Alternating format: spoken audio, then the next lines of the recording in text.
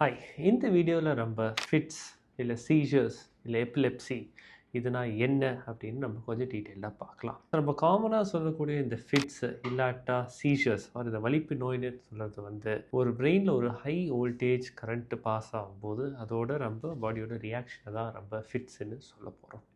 ஒருத்தருக்கு ஃபிட்ஸு திருப்பி திருப்பி வரதுக்கான தன்மை இருக்குன்னா அவங்களுக்கு எபிலெப்சி இல்லை சீஜர் டிஸார்டர் அப்படின்னு இருக்குது அப்படின்னு சொல்ல போகிறோம்.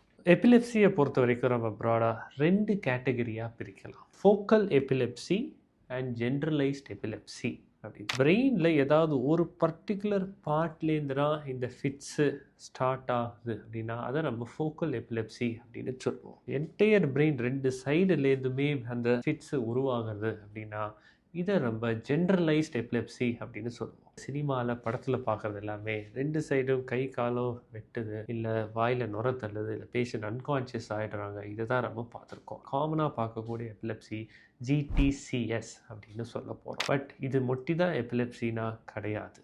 நிறையா பேருக்கு திடீர்னு பேசிகிட்டு இருக்கும்போதே திடீர்னு பிளாங்க் ஆகிறாங்க, ஒரு வேக்கண்ட்டாக ஒரு ஸ்டேர் வருது, கண்ணு மில்லி சிம்டின் இருக்காங்க, இல்லை வாய் ஒரு அசைச்சுட்டே இருக்காங்க, இல்லை கையில் ஒரு ஆக்ஷன் திருப்பி திருப்பி பண்ணிகிட்டே இருக்காங்க, என்ன பண்ணுறோன்னு தெரியாமல், இல்லை அந்த சமயத்தில் என்ன நடக்குது அவங்களுக்கு தெரியாமல், இல்லை நடக்கும்போது சம்டைம்ஸ் கீழே விழுறது அவங்க கண்ட்ரோல் இல்லாமையே. இந்த மாதிரி டிஃப்ரெண்ட் டைப்ஸில் ஃபிட்ஸு இந்த எபிலெப்சிங்கிறது ப்ரெசென்ட் ஆகிறதுக்கான வாய்ப்புகள் இருக்குது. ஏன் இந்த எபிலெப்சி வருது அப்படின்னு பார்த்தோம்னா ப்ராடாக இதையுமே நம்ம 2 கேட்டகரியாக பிரிக்கலாம். நம்ம முன்னாடி சொன்ன மாதிரி பிரெயினில் ஒரு இரிட்டேஷன் இருக்கும்போது அப்போது ஒரு ஹை வோல்டேஜாக ஒரு கரண்ட் பாஸ் ஆக போகுது. இந்த இரிட்டபிலிட்டிக்கான காரணம் பிரெயினில் ஒரு சின்ன கட்டி மாதிரி இருக்கலாம், இல்லை பிரெயினில் ஒரு ரத்த கசிவு ஏற்படுறதுனால இருக்கலாம், இல்லை பிரெயினில் ஒரு ஸ்ட்ரோக் ஏற்படுறதுனால இருக்கலாம், இல்லை மூளைக்கு அடிபடுறதுனாலையும் இருக்க வாய்ப்பு இருக்குது. இல்லாட்டா ஒரு பேஷண்ட்டுக்கு பிறவிலேருந்து எப்படி நம்மளுக்கு பர்த் மார்க்ஸ் அப்படின்னு சொல்கிறோமோ அதே மாதிரி மூளையில் கூட சம் கைண்ட் ஆஃப் டிஸ்பிளாசியாஸ் இருக்கிறதுக்கு ஒரு சில வாய்ப்புகள் இருக்குது. இந்த மாதிரி ஏதாவது ஒரு கேட்டகரினால அந்த இரிட்டேஷன் இருக்கும்போது அது ஃபிட்ஸாக மேனிஃபெஸ்ட் ஆகிறதுக்கு வாய்ப்பு இருக்குது. சம்டைம்ஸ் இது எதுவுமே இல்லாமையும் ஒரு சில பேருக்கு ஃபிட்ஸ் வர வாய்ப்பு இருக்குது. This is probably related to genetic causes or probably also metabolic causes. அதாவது நம்மளுக்கு குளுக்கோஸ் உடம்புல குறையும் போது, இல்லை ஒரு சில எலக்ட்ரோலைட்ஸோட இம்பேலன்ஸ் வரும்போது இதனால கூட ஃபிட்ஸ் வரத்துக்கு வாய்ப்புகள் இருக்குது. இப்போ ஃபிட்ஸ்ன்னு சொல்லும்போது இது ஆஃப்டர் ஆல் ஒரு சடன் ஹை வோல்டேஜ் எலக்ட்ரிசிட்டி அவ்வளோதான, வேறு எதுவுமே இல்லையா அப்படின்னு யோசிச்சிங்கன்னா கண்டிப்பாக கிடையாது. எப்படி நம்ம வீட்டில் ஒரு ஹை வோல்டேஜ் கரண்ட் வந்ததுன்னா ஒரு பர்டிகுலர் ஸ்விட்சில் ஒரு பர்டிகுலர் இது மட்டும் டேமேஜ் ஆகும், வீட்டில் இருக்கிற அத்தனை இம்பார்ட்டண்ட்டான ஐட்டம்ஸ் எலக்ட்ரிக்கல் அப்ளையன்சஸ்க்கும் பாதிப்பு வர வாய்ப்பு இருக்கும். அதே மாதிரி நம்ம ஃபிட்ஸ்ன்னு சொல்லும்போது it is just not the fits. இதனால நம்மளோட மெமரி, நம்மளோட லேர்னிங், நம்மளோட திங்கிங் கெப்பாசிட்டி, இல்லை ஈவன் அவர் ஃபிசிக்கல் இன்ஜுரி வரதுக்கான வாய்ப்பு, உயிருக்கான ஆபத்து வரதுக்கான வாய்ப்புகள் கூட இருக்குது. இந்த மாதிரி silent side effects of epilepsy நம்ம யூஸ்வலாக காமனாக பார்க்கறது இல்லை. பட் ஃபிட்ஸ் கண்ட்ரோல் ஆகாமல் திருப்பி திருப்பி திருப்பி வந்துட்டே இருக்குன்னா ஒரு பீரியட் ஆஃப் ஃபியூ இயர்ஸ் கழிச்சு இந்த மாதிரி இஷ்யூ வரத்துக்கான வாய்ப்புகள் இருக்குது. ஸோ ஃபிட்ஸுங்கிறது ஒரு எபிலெப்சிங்கிறது நம்ம எப்படி கண்டுபிடிப்போம் அப்படின்னு பார்த்தா, யாரோ ஒருத்தருக்கு ஃபிட்ஸ் இல்லை எபிலெப்சி வந்திருக்கு அப்படின்னா நம்ம காமனாக அவங்களுக்கு EEG அப்படின்னு ஒரு டெஸ்ட்டு பண்ணி பார்ப்போம்.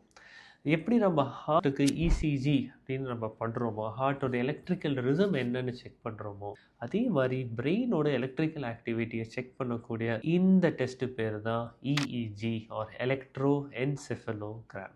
இது கூட நம்ம எப்பயுமே ஒரு MRIயும் பண்ணி பார்க்கணும். ஏன்னா இந்த பாசிபிள் ஸ்ட்ரக்சரல் காசஸ், ஒரு கட்டி, இல்லை ஒரு ரத்த கசிவு, இல்லை ஒரு ஸ்ட்ரோக்கு, இல்லை டிஸ்பிளாசியாஸ், இந்த மாதிரி மாற்றங்கள் எதாவது இருக்கான்னு கண்டுபிடிக்கிறதுக்கும் இந்த MRIங்கிறது ரொம்ப ரொம்ப ரொம்ப இம்பார்ட்டண்ட்டாக இருக்கும். சம்டைம்ஸ் பேஷண்ட்டுக்கு ஒரு ஃபிட்ஸ் வந்தபோது கூட யாரும் இருக்க மாட்டாங்க, இல்லை என்ன மாதிரி டிஸ்கிரைப் பண்ண தெரியாத இருக்கும்போது ஒரு வீடியோ இருக்கிற ஒரு ரூமில் அந்த பேஷண்ட்டை நம்ம ஸ்டே பண்ண வச்சுட்டு அதே சமயம் அந்த EEGயும் ரெக்கார்ட் பண்ணும்போது அந்த ஃபிட்ஸ்க்கான ஆக்டிவிட்டி வரதையும் அப்போ கோரிலேட் ஆன அந்த ஈஸியான ஆக்டிவிட்டியை நம்ம ரெக்கார்ட் பண்ணும்போது இதை தான் நம்ம வீடியோ EEG அப்படின்னு சொல்லுவோம். This gives extra information about what is the symptom the patient manifests during the fits and also what part of the brain suffers from the abnormal electrical activity. So fits இருக்க ஒருத்தருக்கு நான் எப்படி treat பண்ணுவோம் அப்படின்னு பார்த்தீங்கன்னா, இதுக்கு the first line of treatment எப்பயுமே மருந்து தான். இந்த மருந்துக்கு நம்ம கொடுக்கக்கூடிய பேர் தான் ஆன்டி சீஜர் மெடிகேஷன்ஸ். கிட்டத்தட்ட ப்ராப்ளி ஒரு 15-20 வரை 30 டிஃப்ரெண்ட் டைப்ஸ் ஆஃப் இந்த ஆன்டி சீஷர் மெடிகேஷன்ஸ் அவைலபிளாக இருக்கிறவங்களுக்கு. ஆனால் இதில் நம்ம வந்து எந்த டைப் ஆஃப் எபிலெப்சி, முதல்ல சொன்ன மாதிரி ஃபோக்கலா இல்லை ஜென்ரலைஸ்டான்னு பொறுத்து ஒன்றுக்கு ஒரு பர்டிகுலர் ட்ரக் ஆஃப் சாய்ஸ் இருக்கும். ஒரு பேஷண்ட்டோட பாடி வெயிட் அண்ட் ஏஜை பொறுத்து எந்த மருந்து அப்ராப்ரியேட்டாக இருக்குமோ அதை தான் ரொம்ப லீஸ்ட் பாசிபிள் டோஸில் ஸ்டார்ட் பண்ணுவோம். அண்ட் பேஷண்ட்டோட ரெஸ்பான்ஸுக்கு ஏற்ற மாதிரி டோஸை தேவைன்னா கிராஜுவலாக ஸ்டெப் அப் பண்ண வேண்டியிருக்கும். எப்போ ஒரு பேஷண்ட் ஒரு மருந்து கொடுத்து ரெஸ்பாண்ட் ஆக மாட்டேன்றாங்களோ அப்போ நம்ம 2வது மருந்து ஆட் பண்ண வேண்டிய அவசியம் இருக்கும். And so on 3 or 4 number of drugs கூட ஆட் பண்ண வேண்டிய அவசியம் இருக்கலாம் ஒரு பேஷண்ட்டுக்கு. இந்த மருந்து எடுக்கிறதுல ஒரு முக்கியமான பாயிண்ட் நம்ம ஞாபகம் வச்சுக்க வேண்டியது என்னென்னா, it is not whether you take it before your meal or whether you take it after your meal. It is more important that you stick to a particular time of the day, morning or evening, அந்த correct டைமுக்கு நீங்கள் எடுத்தீங்கன்னா that is what is important so that you don't miss your dose of anti-seizure medications. ஒரு fits இருக்கிற ஒரு ஜென்டில்மேனுக்கு surgery தேவைப்படுமா அப்படின்னா S, அதுக்கான வாய்ப்புகளும் இருக்குது.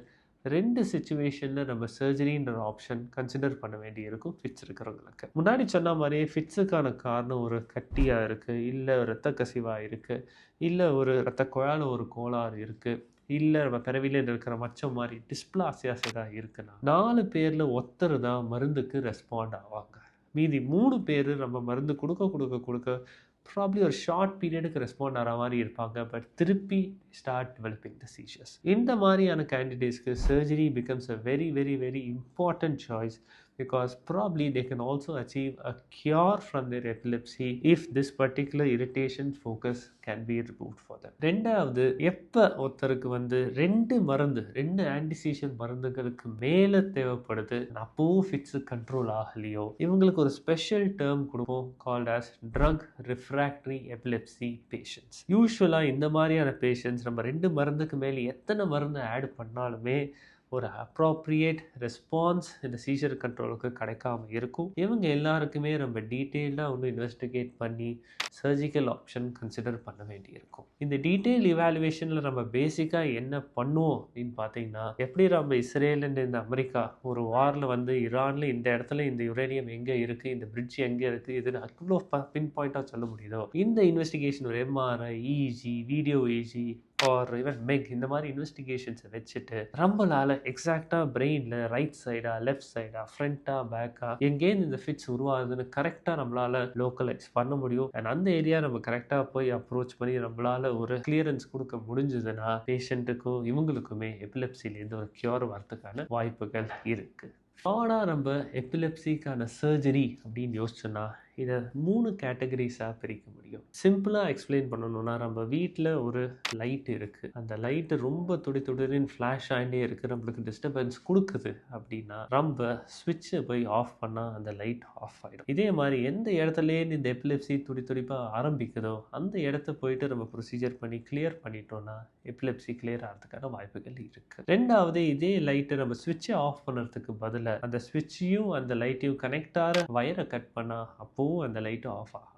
இதை தான் நம்ம டிஸ்கனெக்ஷன் சொல்லி ஒரு சில ப்ரொசீஜர்ஸ்லையும் பண்ண முடியும். இதை தவிர நம்ம லைட் ஸ்விட்ச் ஆகிட்டே இருக்குன்னா இன்னொரு எக்ஸ்ட்ரா ஸ்விட்சில் ஒரு ரெகுலேட்டரை போட்டு அந்த லைட்டோட இன்டென்சிட்டியை turn on or turn off பண்ண முடியும். இதை தான் நம்ம நியூரோ மாடுலேஷன் ஆர் இந்த vagal nerve stimulation or deep brain stimulation சொல்லக்கூடிய ஆப்ஷன்ஸில் எக்ஸ்ட்ராவாக ஒரு பேஸ் மேக்கர் மாதிரி ஒன்று அட்டாச் பண்ணி அதை வச்சு நம்ம பிரெயினோட ஆக்டிவிட்டியை ரெகுலேட் பண்ண போகிறோம். ஸோ ஓவரால் ஃபிட்ஸுங்கிறது it is not just the fits, it can affect other parts of your brain also. So a good control of your seizures is very important so that your quality of life affect ஆகாம இருக்கும். Yes, like diabetes or hypertension, sometimes ஒரு சில பேருக்கு இந்த மருந்து ஒரு life long தேவைப்பட வேண்டிய அவசியம் இருக்கலாம். But you should also understand that there are conditions where epilepsy can be cured, but identifying such patients and offering them the right treatment is the most important point to be remembered. Thank you.